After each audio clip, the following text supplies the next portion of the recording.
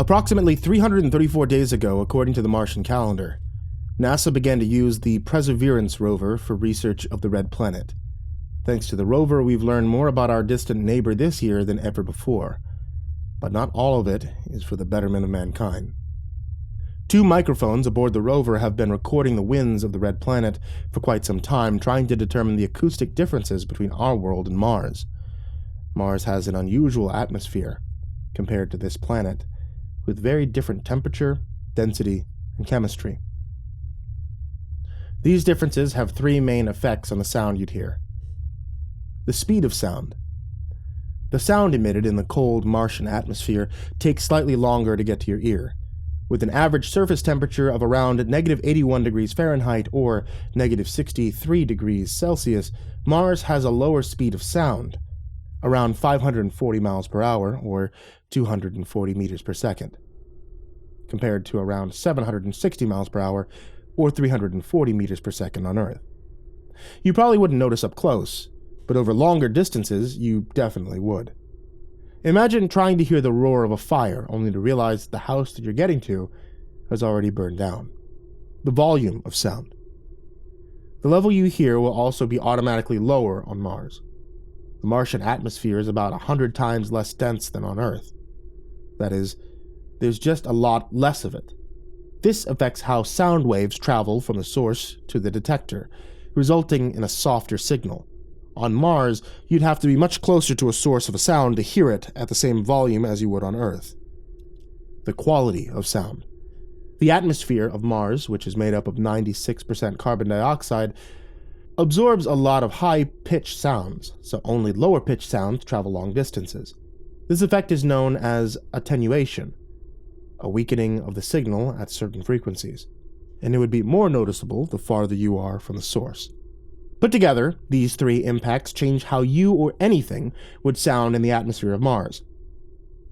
Imagine, then, the surprise felt when it was recorded only a week ago what sounded like screaming. I was at my station reviewing the audio and barely drifting off to the ambience that was carrying through the microphones when this extremely high-pitched shriek pierced the airwaves. Immediately, I fumbled with my gear, snatching the headphones off as I felt my heart beat faster than it ever had before. I took a moment to recompose, then placed the headphones back on to listen. The noise was gone, but it did feel like there were reverberations from it everywhere in the audio. There was this low thrill that filled the void from the shriek. Hesitantly, I rewound the audio, turning the volume to a low frequency so I wouldn't hurt my ears. Ordinarily, to get proper analysis, we were told to not do this, but the situation was unique, and I figured that it would be easier to handle the screams if they didn't terrify me.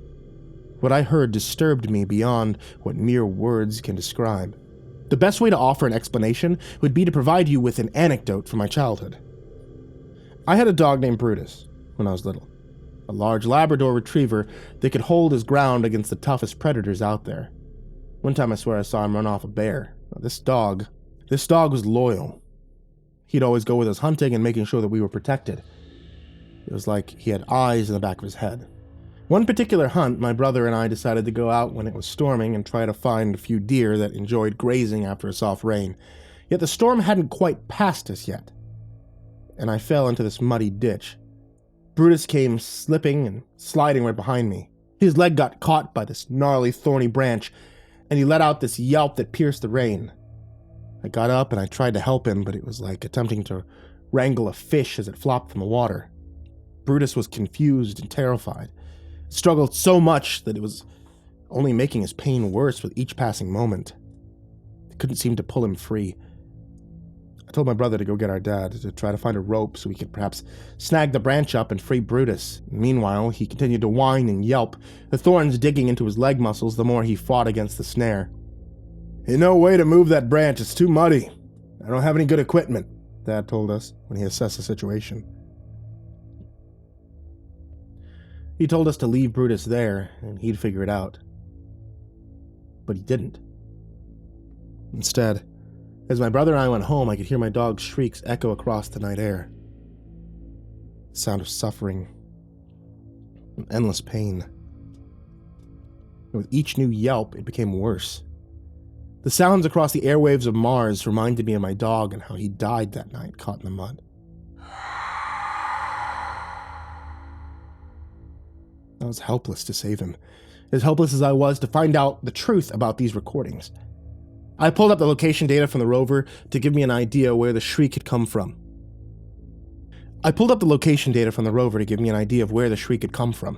Near one of the many wide craters we'd been studying to search for Martian water, I realized the data was still being transmitted, and it told me that the final compiling would come in the morning. It was difficult to wait, but I knew that there wouldn't be many more answers coming that night. Still intrigued by the noises I heard, I decided to pull the audio files from the surrounding area for the past week and see if I could determine any clues. It resulted in a lack of sleep, and even less answers. As I pieced together the audio on my home desktop, I noticed that a pattern emerged. The screams were there every so often amidst the data, but they were moving. I pulled out a map of the Martian landscape and began to chart a course where I heard them. As the rover moved and surveyed the area, the noise would sound as though it was following the river. Is there a possibility something was alive on the Martian world and watching over our rover? The painful and anguished screams haunted my dreams. It sounded worse and worse with each new recording. Hearing the silence and the low thrumming soil of Mars in between the unexpected shrieks was a blessing. My tired brain told me there was more to do, but I had to sleep. And of course, nightmares came when I did. I saw cities that didn't have shape. Metropolitan areas on Mars from ancient times. It reminded me of the old science fiction stories from the 20s, an entire civilization living under the ice. In the dream, something crashed on the surface of the planet. Something from a world unlike any we'd ever encountered. The dream didn't offer it any shape or form. It was just this abomination of noise that was surrounding the entire landscape. The Martians ran and shrieked, the formless creature mimicking their suffering and spreading its awful noise everywhere. The ground shook and swallowed them all up, leaving behind only vibrations. I woke the next day in a cold sweat. It felt like that same noise had permeated my skin. I wanted so desperately to find out what was happening on the red planet, so I got to work and immediately checked out the other rovers to see if they picked up mysterious signals. I wanted my dream to be nothing more than my fragile imagination, but as I reviewed the traces of data we had collected, I saw disturbing evidence of something within the soil where the rover had surveyed. Microorganisms, bacterial life that can exist anywhere in the universe. It was migrating through the ground and following the rover. I began to check our data, photographs, and videos from the area that had been downloaded and previously cleaned. Yet, I found nothing. No evidence of a life form near to the area, or at least, not one visible. As much as I hated to do it, I decided to present the data to my manager. I figured they could keep things under control and perhaps alleviate some of the worry I had. These screams were troubling me, making me lose sleep, and I wanted to find a scientific solution that wouldn't terrify me. She promised to review the data, but the next day when I asked her about it, she acted like I had made the whole thing up. That's already been processed and cataloged. I want you to focus on the other findings from the crater, she insisted. When I returned to my research, though, I found copies of the audio files on my computer, which confirmed that I had truly heard these noises. So why was she denying their existence? I tried to move them offline again to have someone outside of our facility review the data, but soon found that the information was now heavily secured. Someone didn't want this to get out, my close friend Steven told me. I showed him the chart of the Martian landscape, the one that I had been reviewing, and he began to trace a pattern from where the different noises had come from. And each time you said that there was a high-pitched noise? He asked. I nodded, and he told me something that should have been plainly obvious. This thing's getting closer and closer. Each time you record it, the pitch is decreasing. The wavelengths are traveling to your slower and slower as well. In other words, something may have gone terribly wrong on the surface of Mars, and we don't even know about it yet. Do you believe it could be something dangerous? I asked. What are the samples shown? I reviewed them again. The sudden findings of life that were recorded were now gone, erased completely. Rewinding the trace data showed a shocking result. When the noise came, the bacterial life forms would shrivel as a result. These screams were acting as a pestilence on the Martian world. The next nightmare I had was more vivid. The extraterrestrial parasite which had crashed on the planet was now infecting the ground. I saw a lush and vibrant Mars transformed into the wasteland we knew so well. The civilization that named the planet home was killed in only a matter of weeks, and the virus ate them alive, devouring every part of their body and possibly even their soul. I saw the invisible effects of the screams on the planet everywhere I looked in my dream. Scars that ran deep into the red core revealed wounds of dead soil, dangerous invisible parasites that eagerly cling to any life that passes by. Suddenly I felt my legs slipping into the crimson soil, being pulled under, dragged down to this Martian hell. I found myself scraping and grasping for breath as dirt and soil was spilling into my throat and I was drowning on this alien world. I woke up gasping and unable to breathe. I ran to the bathroom and began to vomit. What came out of my lungs were particles of sand and red soil. I looked down at my body, astonished to find that I was covered in the color of Mars, from head to toe. Swiftly I bathed, and I shook away the nightmare, disturbed by this sudden telepathic connection I had with the planet. Was this because of the infectious noise that I'd heard? Was it trying to eat me alive with the same way it had the old Martians? I tried again to tell my supervisor the potential threat, but instead of listening, she informed me that I was going to be relocated to a different department. There was evidence that you attempted to retrieve secured audio files recently and share them, which goes against our policy. You're lucky to still have a job at all, she told me. I was astonished at the sudden change in attitude. Her behavior seemed hostile when I brought up the recordings. I'll have the rest of the team review them, but I'm afraid I'll have to ask you to clear out your desk and leave by the end of the day. I did as I was told, but not before I created a small backdoor program to get into their network. Didn't take long, and I was certain that monitoring the noise would be smart for the future. Once finished, I left for lunch and started to download the files to my own laptop. Steven assisted me with it, but told me that most of the files now seemed corrupted. I think your bosses are just doing this on purpose, he said. I think it might be that this noise is affecting them subconsciously, I added as I fidgeted nervously with my fork. Have you tried to play the audio backwards? He asked casually. The thought hadn't even occurred to me. Are you saying it's like a secret code or something? I joked. No, but it could reveal something about the samples we're missing, he told me. As we experimented with the corrupted audio again, I heard distortions and shrieks again, and he immediately became tense. Jesus, that's a nightmare, he whispered. His hair was standing up on edge on his arm, and he kept listening, and I commented, It gets louder every time the rover is obtaining samples. The samples that are transmitting data here. Transmitting whatever this is to Earth? He asked. Neither of us knew what to make of that implication, but he requested to review the data and try to hack it that evening, so I let him. I called my boss that evening, begging her to listen to reason. Something about all this was very wrong. You need to step out of the way of progress. These samples will show us how the entire planet of Mars has evolved into the Eden that it is today. Wait, an Eden? Are we talking about the same planet? I asked, with a soft laugh, but she didn't appreciate the joke. Her tone was serious. What the planet is offering to our world is greater than anything you can imagine. Terraforming an entire world into a perfect environment. It would be a miracle for Earth. I found myself suddenly uneasy talking to her.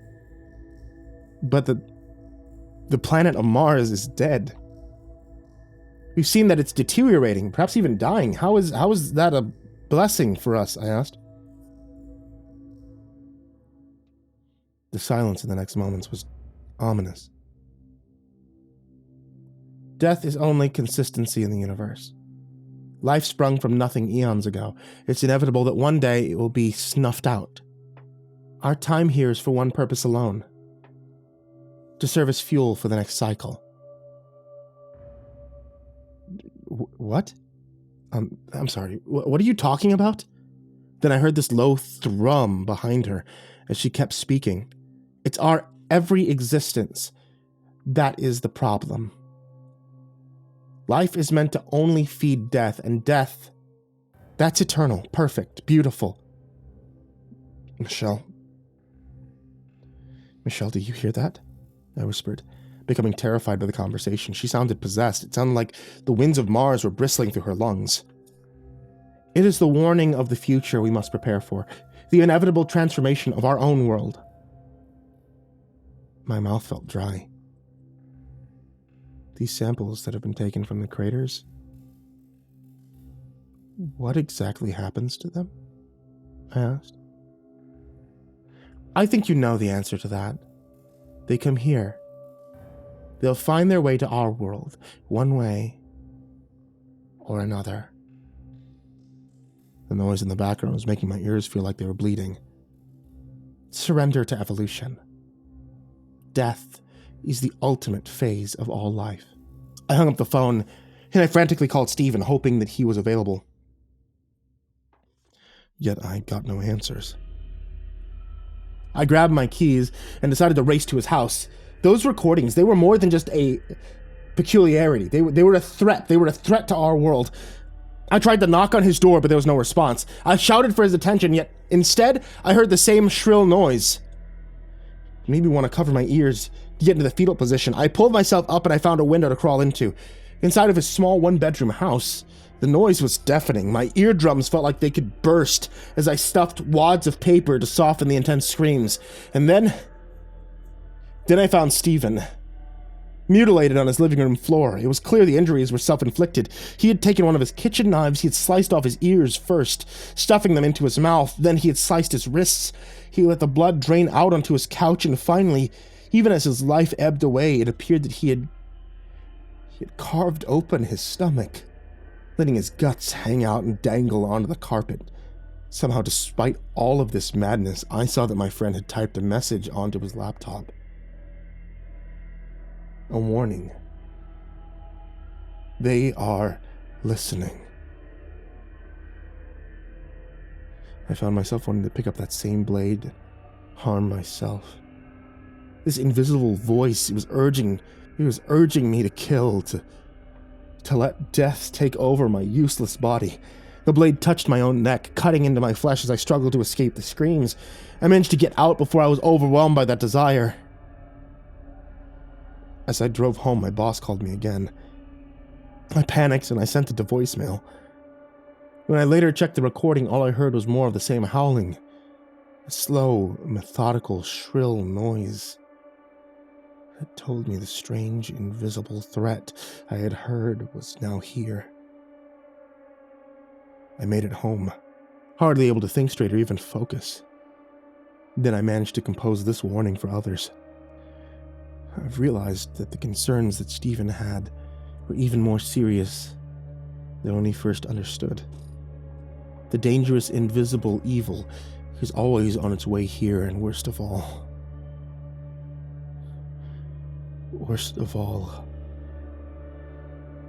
we may already be too late to stop it.